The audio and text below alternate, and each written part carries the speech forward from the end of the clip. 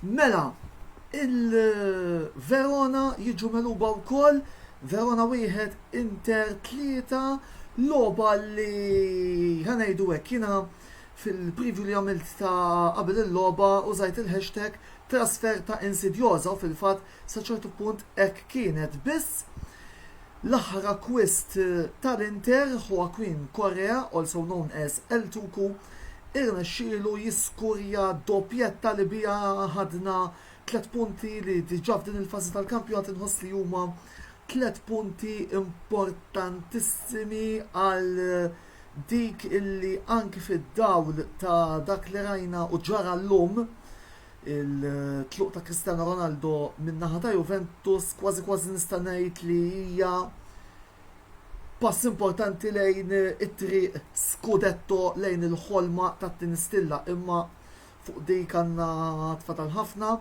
nimxu logħba ħadkilmu ftit fuq din il-logħba.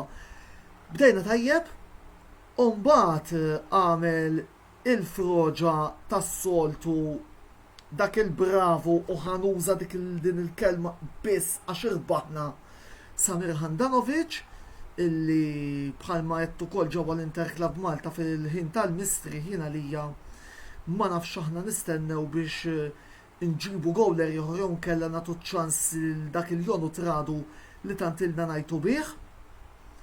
U mbagħad b'xi mod fit-tieni taqsima Lautaro irrisponda għal l-ewwel taqsima fqira li kellu bil-iskurja mill-ewwel u ġib nadro, u mbagħad daħal it-Tuku u kompla isolvi dina il-partita li kienet se tidher ikkomplikatissima daqstant. Welcome El Tuku, bravo Joaquin, bravi ragazzi li b'xi mod irnexxilna nġibu 3 punti mill-iktar importantissimi fid-dawl ta' dan il-bidu ta' staġun. Darmian kien fundamentali llum ukoll speċjalment fil-gowl ta' 2-1 li għamel dik il-ġirja u rnexxielu jikrossja tajjeb. Dzeko wkoll kellu sem kbir fil-gowl ta' draw. Mill-bqija ngħidu hekk l-importanti huwa li irbaħna forsi ħanejdu hekk. Mhux se biftit batija ma kienx rebħa komda, ma l-importanti li ġibna l-punti. Issa għandna dik il-waqfa li bħalissa qed nara żejda assolutament, u mbagħad ħarsitna tmura l-logħba kontra Sampdoria illi anki fid-dawl tal-fatt li ħarġu il-fixtures tal-Champions League illi qegħdin ukoll fuq il-paġna ta' Facebook tistgħu wkoll tarawhom hemmhekk, jidher illi insomma ħanilagħbu mar-Real l-ewwel logħba, folli ma neskludix illi xorta waħda nilagħbu is-Sibt.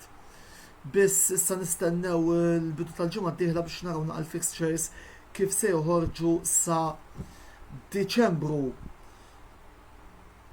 Issa ċallejla m'għandix xi ngħid iżjed voldiri, komplu segwu il-kontenut kollu qed ikollna fuq YouTube u Facebook. Dal-weekend hemm il-Formula wieħed għal daqstant il-video li mistijaj ser jingħad joħroġ nhar il-ħadd li ġej wara t-tellieqa tal-Belġu fejn hemmhekk ħanaraw naqal Lando Norris u Daniel Ricciardo x'biħsiebhom iġibu. Hawnhekk qed nara l-Glenn Bilokka li qed jgħidilna Lukaku gol kbir għamel. Issa miegħek Glenn nitkellem bil-kumdita kollha fis-7 ta' Novembru, qed ngħidlek għax naf li dan huwa partitarju ta' dak it-tim li qed jgħajjad ħafna, imma issa mbagħad inkellmuhom f'Novembru lil dawk. By the way, proset tal-grupp eċċellenti li ġiekom fiċ-Champions League. Mill-bqija komplu segwu l-kontenut kollu qed ikollna fuq Facebook u fuq YouTube. Jiena naħseb li kelli ngħid għallum qedtu voldiri fil-qosor, welcome back, anzi welcome it-Tuku, u l-punti ewlenin Handanovic nerġa' nsosti dak li ngħid naħseb 2 staġuni 3 wasal iż-żmien illi jinbidel ukoll u nġibu gowler ta' stoffi u kellha nagħtu ċans il dak il-jonu tradu illi tant ilna ngħidu bih. Għalissa naqaf hawnhekk il-lejl it-tajjeb il-kulħadd u komplu segwu l-kontenut kollu li qegħdin noffru fuq il-netwerk ta' Antonello Sports Blog. ħudu ħsieb.